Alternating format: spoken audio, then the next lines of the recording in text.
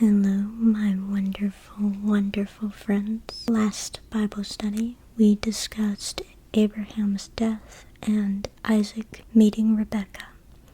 This Bible study, we're going to talk about two very important brothers, Jacob and Esau.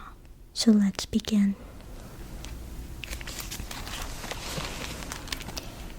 This is the account of the family line of Abraham's son Isaac. Abraham became the father of Isaac, and Isaac was 40 years old when he married Rebekah, daughter of Bethuel the Aramean, from Paddan Aram, and sister of Laban the Aramean. Isaac prayed to the Lord on behalf of his wife because she was childless. The Lord answered his prayer, and his wife Rebekah became pregnant. The babies jostled each other within her, and she said, "Why is this happening to me?" So she went to inquire of the Lord. The Lord said to her, "Two nations are in your womb, and two peoples from within you will be separated. One people will be stronger than the other, and the older will serve the younger." When the time came for her to give birth, there were twin boys in her womb. The first to come out was red, and his whole body was like a hairy garment. So they named him Esau. After this, his brother came out with his hand grasping Esau's heel, so he was named Jacob. Isaac was 60 years old when Rebekah gave birth to them. The boys grew up, and Esau became a skillful hunter, a man of the open country, while Jacob was content to stay at home among the tents. Isaac, who had a taste for wild game, loved Esau, but Rebekah loved Jacob.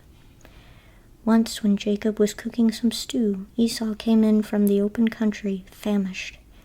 He said to Jacob, "Quick, let me have some of that red stew. I'm famished." That is why he was also called Edom. Jacob replied, "First, sell me your birthright." "Look, I am about to die," Esau said. "What good is the birthright to me?" But Jacob said, "Swear to me first." So he swore an oath to him, selling his birthright to Jacob. Then Jacob gave Esau some bread and some lentil stew. He ate and drank, and then got up and left. So Esau despised his birthright. And we're going to stop there, actually, because I have a lot to discuss. The first thing I want to call attention to, going back, is that when Isaac and Rebekah couldn't give birth, Isaac prayed to God asking for them to have a child. And not only did God bless him with one child, he blessed him with 2 children. So this re-emphasizes prayer and asking for what we want or need, and God will answer us. And Rebekah also prayed. She asked God, "Why is this happening to me?" Because the twins were really moving within her. And so I'm sure it probably hurt to have them wrestling and moving and everything else. So that is probably why she asked, "Why is this happening to me?" So I wanted to give you some definitions of some names, because names are very important in the Bible. It says that Esau means hairy, and Jacob means he grasps the heel. But apparently it's also a Hebrew idiom for he deceives. I also wanted to point out that Isaac was much younger than Abraham.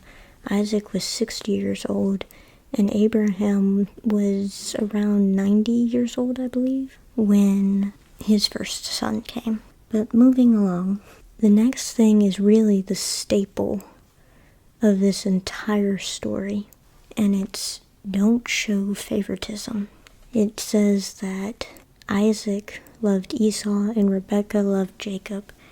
That's a red flag right there. I'm sure, parents, that there is probably one child that's less difficult than the other, but it doesn't mean that you love them any less. Children are loved equally for who they are, because we all have strengths and weaknesses, and it's very important to not show favoritism, because that just leads to bad blood. You don't want to do that. And we'll see later on that this wrecks the family.